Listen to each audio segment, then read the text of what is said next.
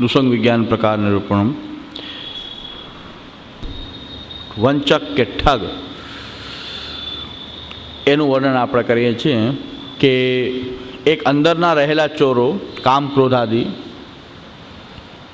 કામ ક્રોધ વગેરે જે અંદર રહેલા જે ચોર છે એને વિવેક ધૈર્ય આદિ એ શસ્ત્રથી એનો સામનો કરવો, એને પરાભવ કરવા, વિવેક ધૈર્ય. અને બાહ્ય રહેલા જે ચોર જે છે કે જે અભક્ત કુટુંબના સભ્યો જે ભગવત સેવામાં પ્રતિબંધક હોય તે આ જે ધન વગેરે ઠાકોરજીમાં લાગવું જોઈએ એની બદલે એ લોકો વિત્તને હરી જાય છે. આ કામ ક્રોધાદી શત્રુઓ જે અંદર બેઠા છે ચિત્તને હરી જાય છે, ચિત્તને ભગવત સેવામાં લાગવા દે નહીં. અને અભક્ત કુટુંબના સભ્યો જે છે એ પૈસા એ પોતાના માટે ખેંચી લે છે. એ બે રીતે આ ચોરો ભગવત સેવાની અંદર વિઘ્ન પહોંચાડે છે. તો પહેલાં અંદરના જે ચોર છે એક વિવેક ધૈર્ય આદિ શસ્ત્રથી એનો સામનો કરવો, વિવેક ધૈર્યનું સ્વરૂપ જાણવું, પાઠ કરવો, અર્થનું ચિંતન કરવું અને વિવેક ધૈર્યાશ્રય આ રીતે કેળવવા માટે પ્રયત્નશીલ રહેવું. એનાથી કામ ક્રોધાદી ચોર જે છે એ બાધા કરતાં મટી જાય. અને બહારના ચોર છે એમાં મમતાનો ત્યાગ કરવો, જે ભગવત સેવામાં પ્રતિબંધક છે તેમાં રહેલી મમતા વગેરે એ છોડી દેવી. એ રીતે એના ઉપર પણ આપણે અંકુશ મેળવી શકીએ. પણ ત્રીજા પ્રકાર વંચક છે, ઠગ છે. અંદરના કામ ક્રોધાથી ક્રોધ આવેલા આપણને ખબર પડી જાય. જો આપણે સિદ્ધાંત મહાપ્રભુજીના પાડતા હોઈએ, વિવેક ધૈર્યાશ્રયનો પાઠ કરતા હોઈએ તો આપણને તરત જ ખબર કે આપણાથી આ ક્રોધ થઈ ગયો છે, ખ્યાલ આવી જાય. કામ ક્રોધાદી શત્રુ ઓળખાઈ જાય, કુટુંબના જે અભક્તો છે એ પણ ઓળખાઈ જાય.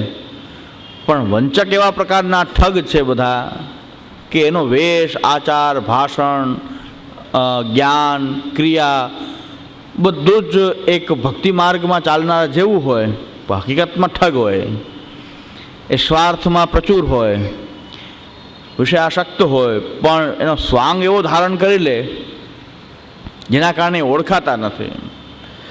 અને એકવાર એનો સંગ થઈ ગયો તો ભક્તિ માર્ગમાંથી આપણો પાત જ કરાવે, નાશ જ કરાવે. સર્વથા નાશ કર્યા સિવાય વંચક છે જંપતો નથી. એમ હરિરાય આજ્ઞા કરે છે કે જ્યાં સુધી નાશ ન કરી દે ભક્તિનો, આપણો નાશ ન કરી દે ત્યાં સુધી એ આપણો પીછો છોડતો નથી. એકવાર વળગી ગઈ આ માયા પછી આપણો નાશ ન થાય ત્યાં સુધી એ ઓળખાતો પણ નથી. જ્યાં સુધી આપણો પૂરેપૂરો નાશ ન થાય ત્યાં સુધી ઓળખાય પણ નહીં. એટલે હરિરાયજી એમ કહે છે કે પહેલાં એને ઓળખી લો આ વંચકોને, જેથી કરીને ઓળખવાને કારણે તમે એવા વંચકોની ઝાડમાં ફસાવો જ નહીં. એકવાર ઝાડમાં ફસાય પછી નીકળવું મહાકઠિન થઈ જાય છે. આપણો નાશ ન કરી દે ત્યાં સુધી ઓળખાતા નથી. આપણને સર્વનાશની ગર્તમાં ધકેલી દઈએ ત્યાં સુધી આ લોકો ઓળખાતા નથી. એટલે હવે આજનો વિષય છે કે કોઈ ભક્તનો સ્વાંગ થઈને વંચક આવતો હોય છે કે બીજા કંઈક વેશ ધારણ કરતો હોય વંચક. હવે આ બધાને બહુ આજનો વિષય થોડોક આઘાતજનક છે. બહુ ભાવિક લોકોને તો બહુ જે બહુ ભાવનાવાળા વર્ગ છે, બહુ ખાસ કરીને ભાવિકની પણ ભાવલા, એને તો હૃદયના ધબકારા વધી જાય. પણ હરિરાયજી તો બહુ ભાવનાવાળા આચાર્ય હતા. ભાવના આપે પ્રકટ કરેલી, ભાવમાં મગ્ન રહેતા, વિરહમાં મગ્ન રહેતા એવા આચાર્ય. એ હરિરાયજીની જ કંઈક સાખીનું બધા ટાંકે છે વારંવાર કે વલ્લભ કે વંશ મેં સબહી વલ્લભ રૂપ, છોટે બડે ન જાને સબહી અગ્નિ સ્વરૂપ. એવા ભાવનાવાળા આચાર્ય એમ કહે છે કે વંચક ખાલી કોઈ વૈષ્ણવનો સ્વાંગ ધરીને આવે એવું નથી, એ વલ્લભ કુલના વેશમાં પણ હોય. એ વલ્લભ કુલમાં પણ જન્મેલા હોઈ શકે વંચક, એવું નથી કે વૈષ્ણવ કુલમાં જ વંચક જન્મે એવું નહીં. આપણે નથી કહેતા, હું મારું કાંઈ વક્તવ્ય કરતો નથી. આ દુસંગ વિજ્ઞાન નિરૂપણ ગ્રંથ મારો કાંઈ રચેલો નથી, આ તો હરિરાયજીનો છે. એની ભાષાંતર અનુવાદ કરતા પણ પાછા એક ગોસ્વામી બાલક અનિરુદ્ધલાલજી મહારાજશ્રી છે. તો હવે એમ કહે છે કે વલ્લભ કુલના જન્મેલા ગુરુપદે વિરાજનારા પણ વંચક અને ઠગ હોઈ શકે કે જે આપણા ભક્તિભાવનો નાશ કરી દે. તો એને પણ ઓળખવા પડશે. નકર એનો સંગ થઈ જશે કે તો પણ નાશ થઈ જશે. નાશ કર્યા વગર જમતા નથી પાછું ત્યાં સુધી. જ્યાં સુધી સર્વનાશ ન થઈ જાય ત્યાં સુધી વંચકની માયા એમાંથી આપણે બહાર ન નીકળી શકીએ. કારણ કે જ્યાં સુધી ઓળખી જ ન શકીએ, આપણો પૂરેપૂરો નાશ થઈ જાય ત્યાં સુધી આપણને ઓળખાય જ નહીં કે આ સાચા છે કે આપણો નાશ કરનારા છે. તો આજનો વિષય છે કે જેમ વંચકને ઓળખવા માટેના લક્ષણોનું પરીક્ષણ કરવું, એમ ગુરુપદે રહેનારા ગુરુના વંશમાં જન્મેલા એવા વલ્લભકુલનું પણ પરીક્ષણ કરવું જોઈએ. એમાં પણ આ બધા લક્ષણો જોવા જોઈએ. કારણ કે મહાપ્રભુજી થોડુંક આપણને હિન્ટ તો આપતા હોય એવું લાગે છે. કૃષ્ણ સેવા પરમ વેક્ષ્ય દંભાદિરહિત નરમ શ્રી ભાગવત તત્વજ્ઞમ ભજે જિજ્ઞાસુરાદરાત એવું વિધાન આપણે નિબંધમાં આપે કર્યું છે. બીજું આપ કહે છે કે અહંકાર વિમૂઢેશુ સત્સુ પાપાનુવર્તિષુ લાભ પૂજાર્થ યત્નેશુ કૃષ્ણ એવા ગતિર્મા. આ સમયમાં ધર્મના કરતા ધર્મગુરુઓ એ અહંકારની અંદર એટલા બધા વિમૂઢ થઈ ગયા છે. અહંકાર કે મારાથી અધિક કોઈ કાંઈ છે જ નહીં. અહંકારની પરાકાષ્ઠા તો એ કે અહમ બ્રહ્માસ્મિની બદલે અહીં અહમ પુરુષોત્તમ અસ્મી, હું સાક્ષાત પુરુષોત્તમ છું. અમારા તાજજી મહારાજ શ્રી વદનાથલાલજી મહારાજશ્રીએ સૌરાષ્ટ્રના વૈષ્ણવને એવું સૂચન કરેલું કે વલ્લભકુલના ગોસ્વામી બાળકો પધારે ત્યારે આચાર્યોચિત ધોળપદ જ બોલવા જોઈએ. મોહન મલપતા ઘેરે આવ્યા એવું ન બોલવું જોઈએ. એ પણ ભાવનું ખંડન કરે છે. પણ ત્યાં સૌરાષ્ટ્રની અંદર આવી મોહન મલપતા ઘેરા, કાલે બતાવી દીધું મોહન મલપતામાં કેવું થઈ ગયું, કોનું સ્વાગત થઈ ગયું, કોને અરોગાવાઈ ગયું, કોનું જૂઠન લેવાઈ ગયું, શું લીલા થઈ ગયા, કોને હાથે ભોગ ધરાયો. તો એ આવતો હશે ત્યારે બધા ગાતા જ હોય મોહન મલપતા ઘેરાય, વારે વારે કરુણાની દ્રષ્ટિએ જોયું. તો અમારા તાજજી મહારાજ શ્રી બદ્રીનાથલાલજી મહારાજશ્રી એવી આજ્ઞા કરતા કે બાળકોની સન્મુખ ધોળપદ બોલવા તો આચાર્યોચિત મર્યાદાને અનુસાર બોલવા. વલ્લભ વરઘેરે આવ્યા એમાં કાંઈ વાંધો નથી, કેસરી ધોતી ને કેસરી ઉપરના એ આચાર્યોચિત ભાવને વર્ણન કરતું મહાપ્રભુજીનું ધોળ છે. તો એવું વર્ણન કરવું, પણ ઠાકુરજીના ભાવના ધોળપદ જે છે બાળકો માટે વલ્લભકુલ માટે બોલવા જોઈએ નહીં. તો હરિરાયજી તો એ સ્પષ્ટ કરે છે કે ભાઈ વંચકનો ખ્યાલ કે ખાલી વૈષ્ણવ માટે જ રાખવો એવું નથી. વંચકનો ખ્યાલ પાછો વલ્લભકુલમાં પણ પરીક્ષણ કરવું જ જોઈએ. એટલે આજના શ્લોકો એ પ્રકારના છે. હું બોલું તો કદાચ મુખતા દોષ લાગે કોઈને, પણ હરિરાયજીને તો કાંઈ આપણે કહી ન શકાય.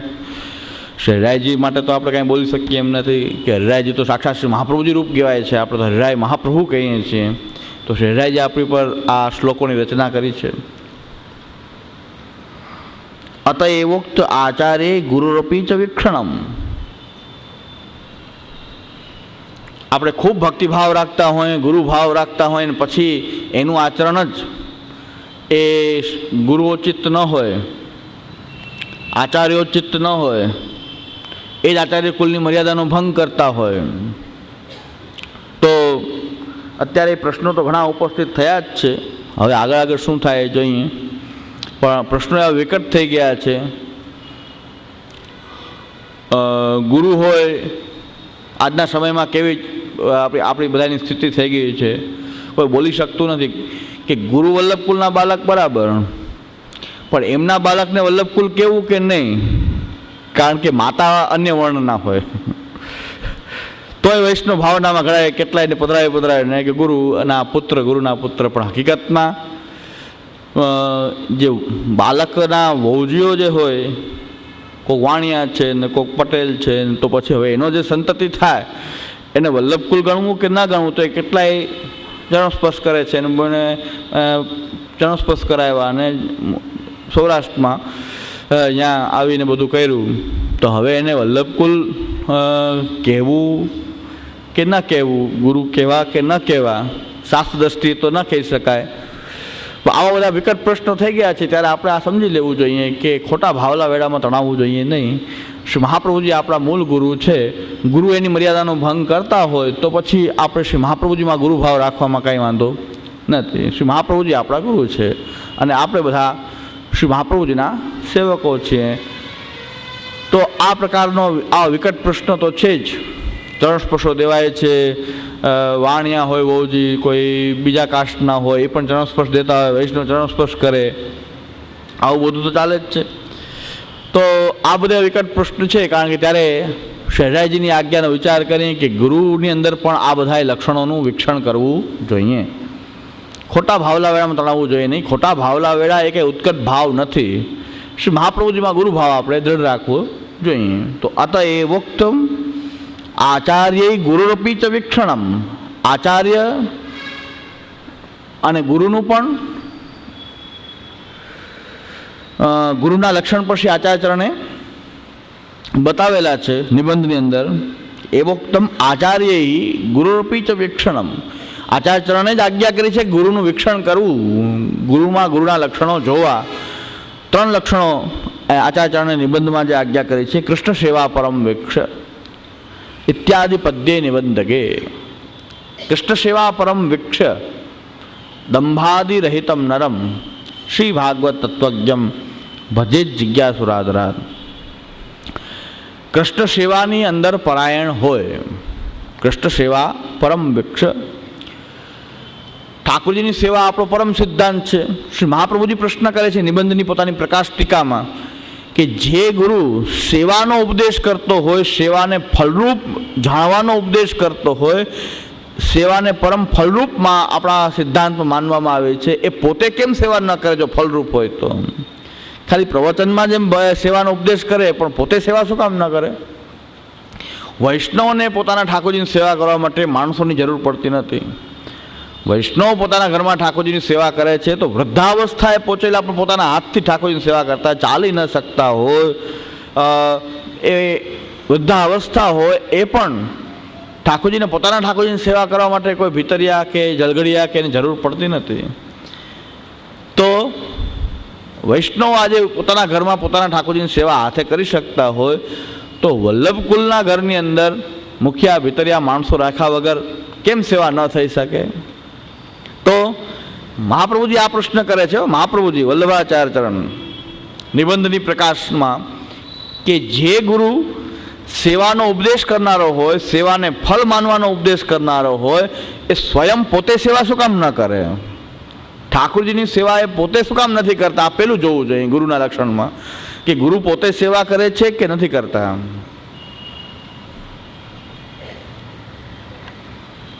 એટલે એ શ્રી મહાપ્રભુજીની આજ્ઞા છે, કૃષ્ણ સેવા પરમ વીક્ષ્ય દંભાદિ રહિતન નરમ શ્રી ભાગવત તત્વજ્ઞમ ભજે જિજ્ઞાસુરાદરાત. કૃષ્ણ સેવામાં પરાયણ હોવું એટલે કમસે કમ પોતાના ઠાકુરજીની સેવા પોતે પોતાના હાથથી કરતા હોય, પોતાના પરિવારના સભ્ય સહિત મળીને કરતા હોય, ભાડુતી માણસો એને રાખવાની જરૂર ન પડતી હોય. આ પહેલાં જોવું કે આપણે બ્રહ્મ સંબંધ લેવા જઈએ ત્યારે આપણે આ જોવું કે ગુરુ પોતે સેવા કરે છે કે નથી કરતા. હવે આ બધી વાતો છે ને દબાવી રાખવામાં આવે છે ને હું બોલી દઉં એટલો જ ફેર પડે, બીજું કાંઈ વાંધો નથી. બધાને આમ ધ્રાસકા પડતા હોય તો જરાક હૃદયને થામીને રાખવું, કોઈ ધ્રાસકો પડે એવું. તો આ બધું મહાપ્રભુજી લખેલું છે, શ્રી હરિરાયજી લખેલું છે, બધાએ લખેલું છે, પણ એને દબાવી દેવામાં આવે કે ભાઈ આ શીખવાડવું જ નહીં, કે આપણને ચેક કરતા થાય કોઈ એવું શા માટે એને મોકો આપવો? પણ એ ગ્રંથ જોવે તો સ્પષ્ટ છે, પણ જે લોકો ગ્રંથ નથી જોતા, કેવલ ભાવલા વેળામાં તણાઈ રહ્યા છે, કેવલ ભાવમાં તણાઈ રહ્યા છે, તો એ ઝડપથી આના શિકાર બની જાય છે. અજ્ઞાની લોકો જ આ વંચકોની જાળમાં ફસાય. જેને થોડુંક એનું જ્ઞાન છે સિદ્ધાંતનું એ ફસાય નહીં. ભલે બોલે કે ન બોલે, વિરોધ કરે કે ન કરે, કે કાંઈ સામે આવીને બોલે કે ન બોલે, પણ ફસાય નહીં, પોતે એમ કેમ બહાર નીકળી જાય. તો કોઈના સામર્થ્ય એવું હોય તો કંઈક બોલી શકે સામે, કોઈ ન બોલી શકે એ વાતે હોય, પણ સમજતા હોય કે આ બધું આમ ખોટું ચાલી રહ્યું છે, કંઈક ખોટું, એટલું સમજાઈ જાય એટલે ઘણું.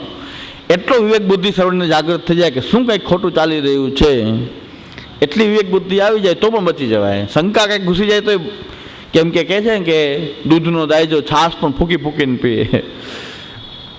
આવું જ છે કે દૂધની અંદર દાયજા હોય તો છાશ પણ દાજવાનો કોઈ સવાલ જ નથી, છતાં એક ફૂંક મારવામાં શું વાંધો, કે કદાચ કાંઈ ગરમ છે નહીં ને, તો ફૂંકી ફૂંકીને પીએ. દૂધનો દાયજો હોય એવી રીતે આપણે બધા એવા દાજેલા જ છીએ કે આપણે પછી છાશને પણ એકવાર એક બે વખત ફૂંક મારવામાં કંઈ નુકસાન તો નથી.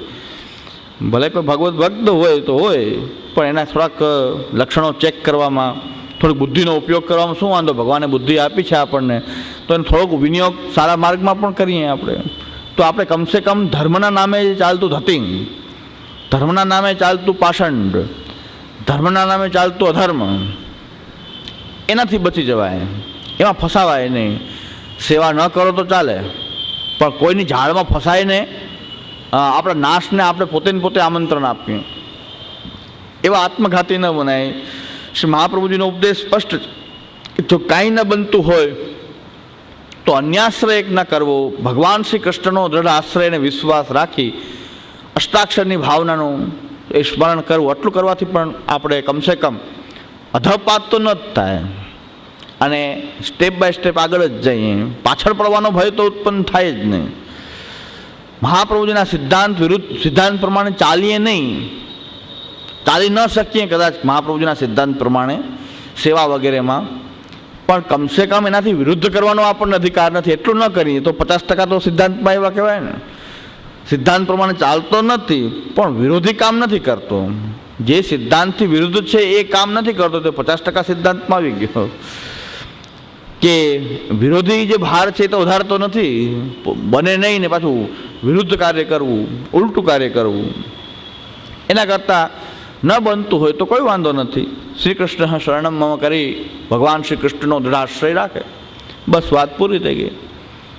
કોઈ પણ પ્રકારની પુષ્ટિ માર્ગના સિદ્ધાંતથી વિરુદ્ધ પ્રવૃત્તિમાં સામેલ ન થાય. એટલે તો સિદ્ધાંત શું છે, શુદ્ધ વિરોધી પ્રવૃત્તિ જાણવા માટે સિદ્ધાંત તો જાણવો પડશે ને.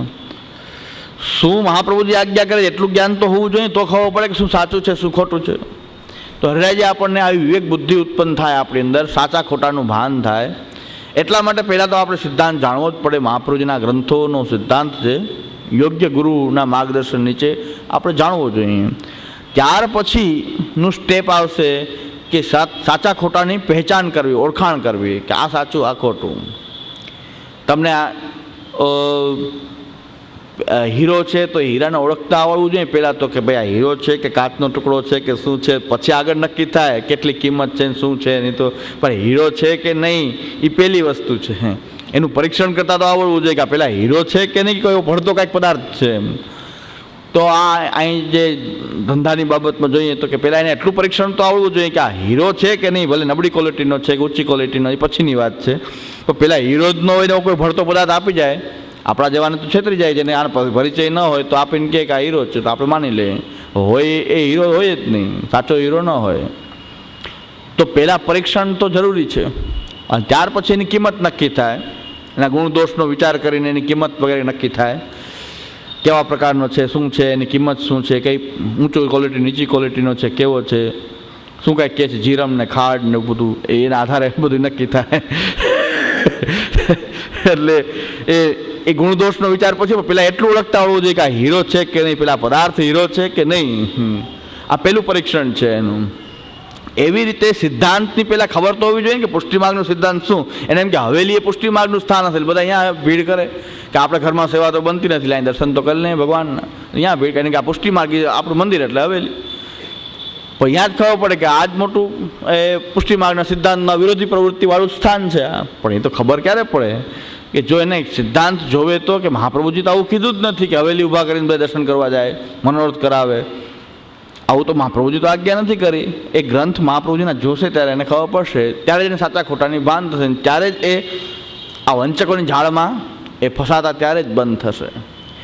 ત્યાં સુધી તો કાલે જ બધી વાત થઈ ગઈ કે વેશ, વચન, એનો આચાર, એની ભાષણ, એનો વિનય, એનો વિવેક કોઈ રીતે તમે ઓળખી ન શકો.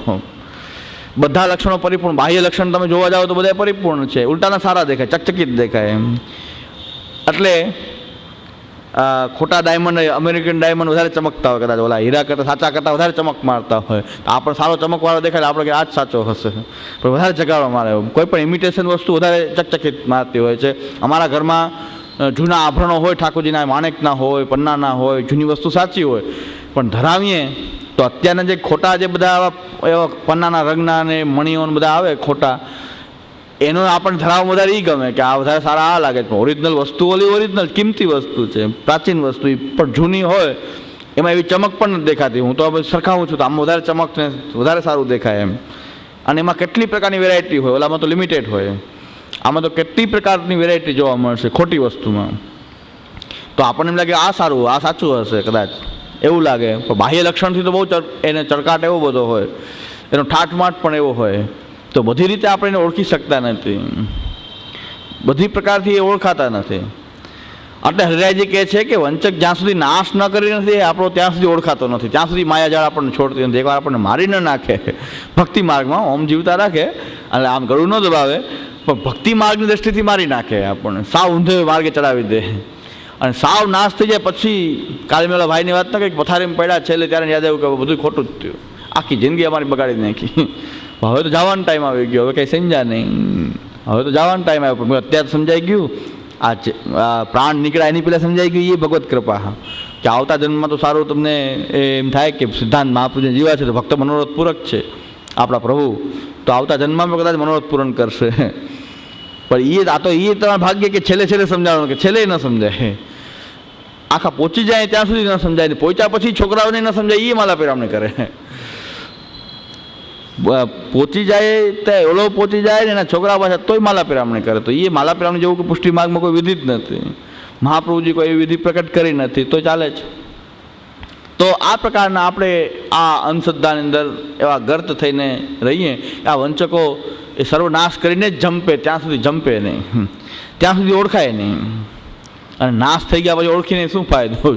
ચીડિયન ખેતી ચુગડારી ફિર પછતાય ક્યાં હોવત. એટલે આખી ચીડિયન ખેતી ચુગડારી ફિર પછતાય ક્યાં હોવત. હવે પછી પછતાવાથી ફાયદો નથી, કારણ કે બધું વહી ગયું. અને ત્યાર પછી કદાચ પરલોકમાં ખ્યાલ આવે તો આવે કે આ બધા આપણને તો અહીં પહોંચાડી દીધા, નરકમાં પહોંચાડી દીધા, આપણને તો ગોલોકધામ કરતા હતા, આ તો નરક આવ્યું, સ્ટેશન તો બીજું આવ્યું. જ્યારે પહોંચી જાય ત્યારે ખબર પડે કારણ આ સ્ટેશન ખોટું આવ્યું. તો આપણે આખી જિંદગી પ્રયત્ન કર્યો ગોલોકધામ માટેનો, ખૂબ હવેલી મનોરથ કરાવ્યા અને ખૂબ કીર્તનો કરાવ્યા અને ખૂબ પ્રસાદ લેવડાવ્યા, પહોંચ્યા તોય કેમ આપણું સ્થાન ગોલોકધામનું આવ્યું ને અહીં ક્યાં આવ્યા? તો જેનો સંગ હોય બધા યાદ આવે કે આ બધા વંચક હવે શું પહોંચાડી દીધા નરકમાં. તો આવે કદાચ ત્યારે યાદ આવે. એટલે કે હરિરાયજી આજ્ઞા કરે છે કે નાશ કરીને જ જંપે, એટલે એનો સંગ જ ન કરવો, પહેલાં તો એ જાણી જ લેવું કે સંગ કરતાં પહેલાં જ વિચાર કરી લેવો. એટલે કે prevention is better than cure, એવું છે કે પ્રિવેન્શન પહેલાં, કે રોગ થાય પછી એની ચિકિત્સા કરવી ને એ બધી માથામૂટ કરવી, એના કરતાં રોગ ન થાય એવું કંઈક આપણી જીવનશૈલી બનાવીએ કે રોગ જ ન થાય. રોગ થાય પછી ઉપાધિ કરવી ઘણી બધી, એટલે રોગ ન થાય એટલા માટે માણસે પોતાના જીવનમાં 15-20 મિનિટ કે અડધી કલાક પોતાના શરીર માટે આપવી જ જોઈએ. એ પ્રિવેન્શન છે કે અડધી કલાક કસરત વગેરે એ આવશ્યક છે.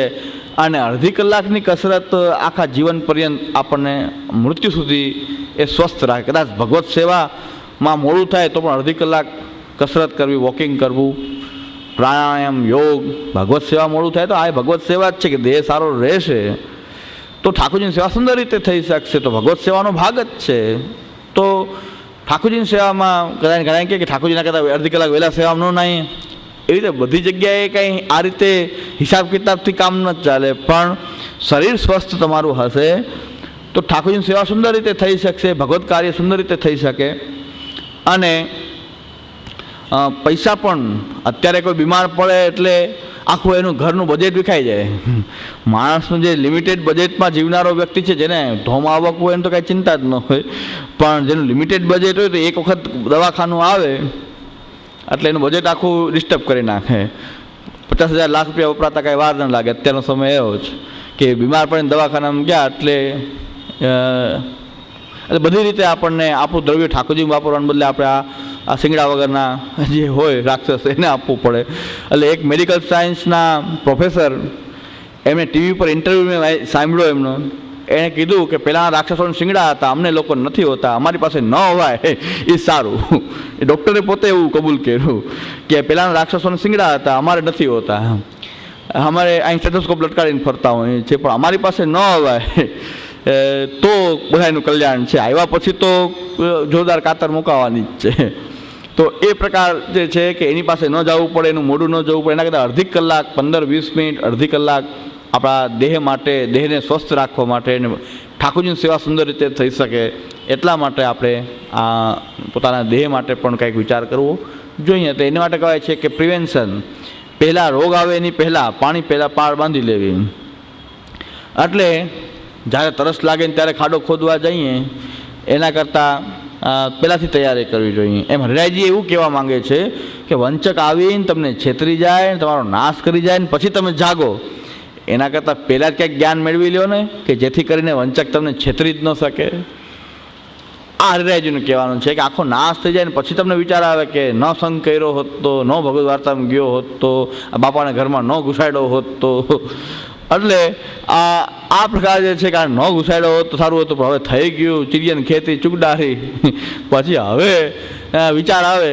એના કરતાં હરિરાયજી આપણી પર કૃપા કરી, આચાર્ય ચરણો આપણા ગુરુઓ, એમને આપણી એટલી બધી ચિંતા છે કે આ કલિકાલના એક તો જીવો ક્યાંક ને ક્યાંક ક્યાંય ફસાઈ ન જાય.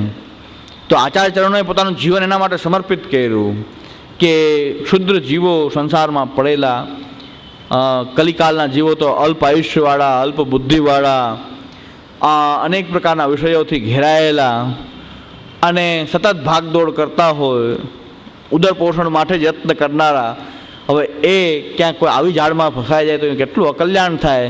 સતત આવો વિચાર કર્યો એટલે આવા ગ્રંથ પ્રકટ કર્યા કે આપણને માર્ગદર્શન થાય કે કોઈની ઝાડમાં ફસાઈએ નહીં.